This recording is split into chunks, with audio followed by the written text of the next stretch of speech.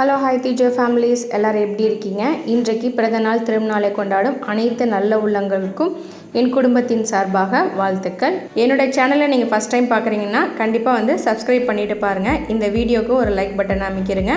இன்றைக்கி என்னோடய ஸ்டைலில் ஒரு சூப்பரான ஒரு சிக்கன் கிரேவி எப்படி பண்ணலாங்கிறத பார்த்துடலாமா? அதுக்கு 1 கிலோ சிக்கன் எடுத்து அது நல்லா மஞ்சத்தூள் போட்டு 2-3 தடவை நல்லா கழுவி அதை எடுத்துக்கோங்க. தயிர் நம்ம சேர்க்குறதுனால சிக்கன் நல்லா சாஃப்டாக இருக்கும். 1 ஸ்பூன் மஞ்சத்தூள், 2 ஸ்பூன் சிக்கன் மசாலா. இது வீட்டில் அரைச்ச மசாலா.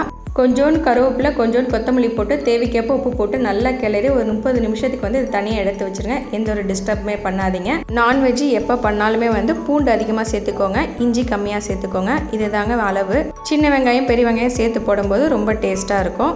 அடுப்பில் பாத்திரம் வச்சு 3 கரண்டி எண்ணெய் விட்டுக்கோங்க. எண்ணெய் நல்லா சூடானதுக்கப்புறம் பொடுசாக நறுக்கின பூண்டு பச்சை மிளகாயும் சேர்த்து அது நல்லா பொரிஞ்சதுக்கப்புறம் பெரிய வெங்காயம் சின்ன வெங்காயம் சேர்த்து நறுக்கி அதையும் சேர்த்துக்கோங்க. வெங்காயம் நல்லா வதங்கினதுக்கப்புறம் தக்காளியும் போட்டு நல்லா வதக்கி விடுங்க.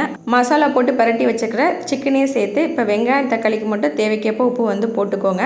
2-3 நிமிஷத்துலேயும் இந்த சிக்கனில் நல்லா தண்ணி விட ஆரம்பிச்சிடும். இதோடய நம்ம மசாலா கொஞ்சம் அரைச்சி அதோட சேர்த்துக்கலாம். நம்ம தேங்காய் அரைக்கிறதுனால அதோடய சேர்த்து இஞ்சி பூண்டையும் சேர்த்து அரைச்சிப்பேன். பூண்டு, இஞ்சி, கொஞ்சோண்டு தேங்காய், சின்ன வெங்காயம், மிளகு, சோம்பு, ஜீரகம் எல்லாம் அரைச்சி அந்த விழுதை இதோட சேர்த்துருங்க. சேர்த்துட்டு ஒரு 2-3 நிமிஷத்துக்கு நல்லா கிண்டி விடுங்க. அதுக்கப்புறம் தேவைக்கேற்ப கொஞ்சோண்டு தண்ணி ஊற்றுங்க. ஏன்னா சிக்கனில் வர தண்ணியிலே அது பாதி வெந்துடும். அதனால் கம்மியாக தண்ணி ஊற்றினா போதும். மூடி போட்டு மூடி ஒரு 5 நிமிஷத்துக்கு நல்லா வேக விட்டுருங்க. எண்ணெய்லாம் பிரிஞ்சு சூப்பராக ரெடியாக இருக்கும். இதுக்கு மலமலன்னு கொதிக்கிறப்ப என்ன பண்ணணும்னா கொத்தமல்லி கருவேப்பிலை தூவி மூடி போட்டு மூடி வச்சுருங்க. அப்போ தான் அந்த கொத்தமல்லி கருவேப்பிலை வாசனையோட செமையாக இருக்குங்க. வீட்டில் கண்டிப்பாக இந்த கிரேவியை ட்ரை பண்ணி பார்த்துட்டு எப்படி இருக்குன்னு கீழே கமெண்ட் பண்ண மறந்துடாதீங்க.